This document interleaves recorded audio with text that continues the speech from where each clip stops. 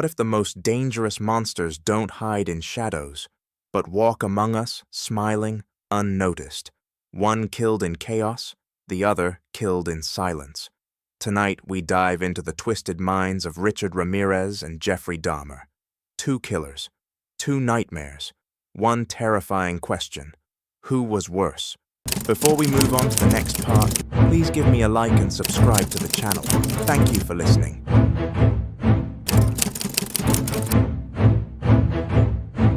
It was July 22nd, 1991, in Milwaukee, Wisconsin. A man named Tracy Edwards fled from a small apartment, terrified, handcuffed, and half-dressed. He ran straight into the arms of two police officers. What the officers discovered after entering the apartment behind him would leave not only the department, but an entire country speechless. Inside were photographs of dismembered bodies. Human skulls lined the shelves. A heart lay in the freezer. The name attached to that apartment would soon become infamous: Jeffrey Dahmer. Just a few years earlier, on the other side of the country, California residents were gripped by a different kind of fear.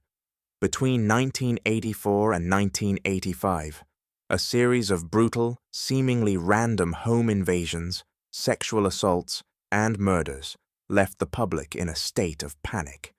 The attacker struck at night, moving like a shadow from one house to another, killing without pattern, without mercy. He was dubbed the Night Stalker. His name was Richard Ramirez. Two different men, two different cities, two very different methods, but both would be remembered as some of the most dangerous and disturbing serial killers in American history.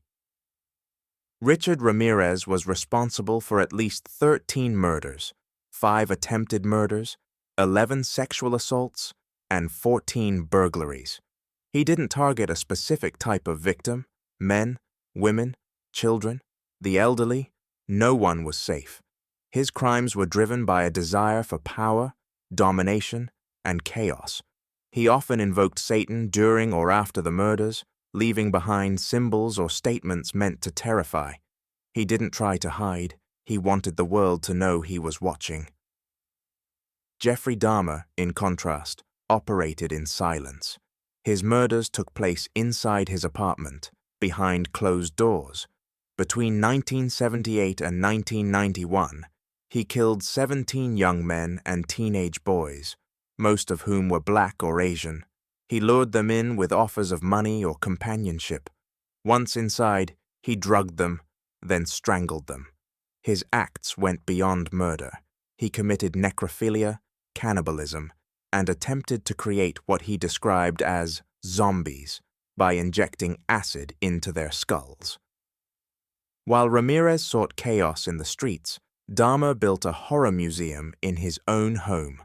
One killed for thrill and control, the other killed for possession and perverse intimacy.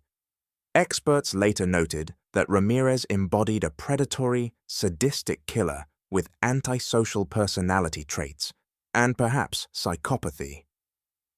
Dahmer, however, was seen as a product of extreme psychological disturbance, including necrophilic disorder and deep emotional isolation. He admitted he killed not out of hate, but because he didn't want his victims to leave. Despite these differences, their crimes shook the public consciousness in a similar way. People locked their doors, avoided strangers, and looked over their shoulders. Fear lived on both coasts of America, for very different reasons. What made them kill? And what do their methods reveal about the darkness within? In the next section, we'll break down their behaviors, their patterns, and the terrifying minds behind each murder. Understanding why Richard Ramirez and Jeffrey Dahmer killed requires more than recounting their crimes. It demands a closer look at how they chose their victims, the way they executed their killings, and the psychology that shaped their paths. Richard Ramirez was erratic in both selection and style. He didn't stalk his victims over time or establish a consistent method. One night he'd shoot a man in his sleep, then sexually assault and murder the man's wife. On another, He'd beat an elderly woman with a tire iron, then carve a pentagram into her body. Ramirez's attacks were impulsive, fueled by a twisted blend of lust, rage, and a desire to instill fear. He often left survivors behind, not out of mercy, but arrogance. He believed he was untouchable. In court, he flashed pentagrams on his palm and declared his allegiance to Satan. This wasn't a man hiding from the world. He wanted to be seen as evil incarnate. Experts classify Ramirez as a disorganized killer with elements of ritualistic behavior. His lack of planning and random victim selection made him unpredictable, but the presence of satanic symbols and repeated references to his dark mission point to a deeper delusion. He was not driven solely by sexual gratification, but by a belief that he was serving a higher, albeit sinister, force. That combination of sadism and ideology made him especially dangerous. Jeffrey Dahmer was the complete opposite in his approach. His victims shared similar physical features: slim, young, often men of color. He frequented gay bars and malls, offering cash or alcohol to lure men back to his apartment. There he would drug them, take photographs, and kill them, usually by strangulation. Afterward, he kept parts of their bodies as trophies. Some were preserved in the fridge, others dissolved in acid. He admitted to eating portions of his victims, not out of hunger, but out of a desire to feel close to them. Dahmer didn't want to destroy, he wanted to possess. His methods show clear signs of an organized offender. He planned his encounters, minimized risk of being caught, and maintained a stable crime scene until the day he didn't. The use of chemicals, attempts to zombify his victims, and sexual acts performed on corpses fall under a rare and disturbing category of paraphilias, including necrophilia and cannibalistic tendencies. Psychological assessments pointed toward personality disorders, possibly borderline and schizotypal, combined with intense abandonment anxiety. Unlike Ramirez, who was animated in court, Dahmer sat quietly, often apologizing, never denying his crimes.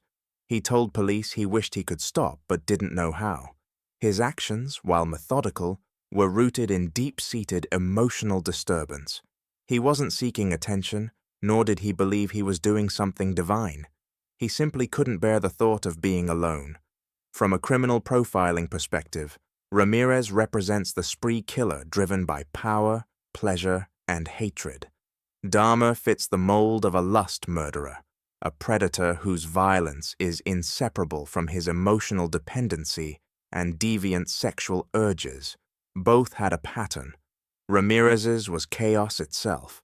Dahmer's was control and silence, and yet both operated in plain sight, one through headlines, the other behind a locked apartment door. In the next section, we'll compare their levels of danger, not just how they killed, but how they affected the world around them, and whether one left behind a darker legacy than the other. When comparing Richard Ramirez and Jeffrey Dahmer, it's tempting to focus solely on body count or the gruesomeness of their acts, but the true measure of their danger lies not only in how they killed, but in the fear they instilled, the damage they left behind, and the potential for their crimes to repeat if left unchecked. Richard Ramirez operated like a storm, sudden, violent, and indiscriminate.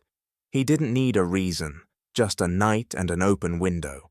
That unpredictability made him terrifying.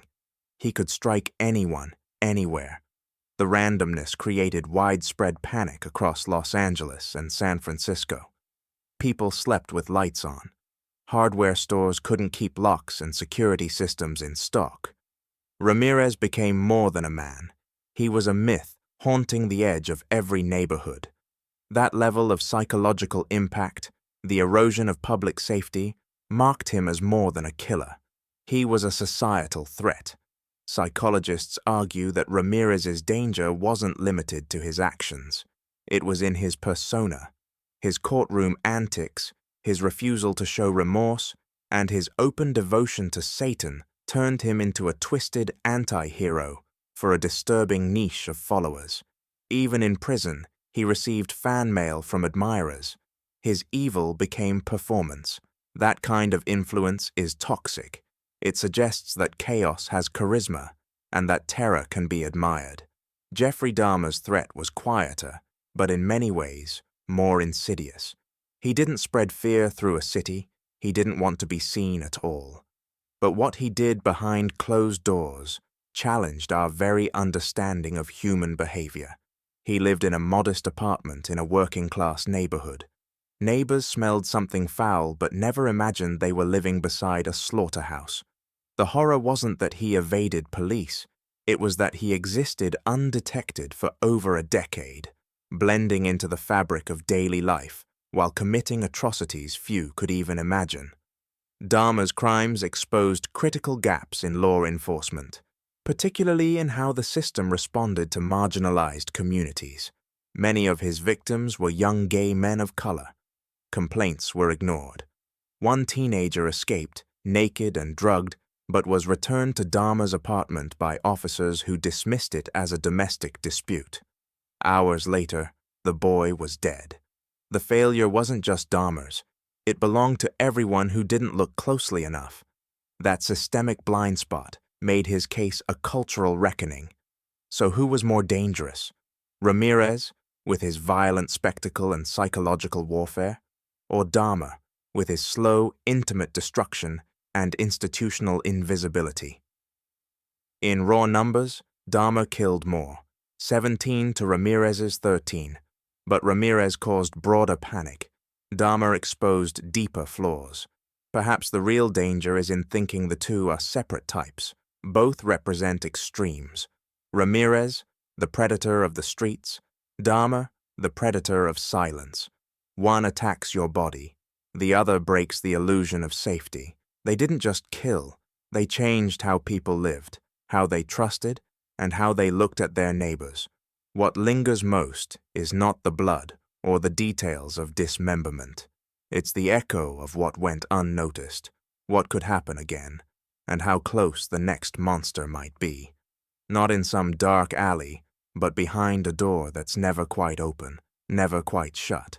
Both Ramirez and Dahmer shattered the illusion of safety, but in completely different ways. One stalked the night with violence and spectacle. The other turned his home into a quiet graveyard. In the end, they didn't just take lives, they changed how we see evil. So, who truly left a deeper scar on society? The demon who thrived on fear, or the ghost who lived unnoticed? Let us know what you think in the comments. Who do you believe was more dangerous and why?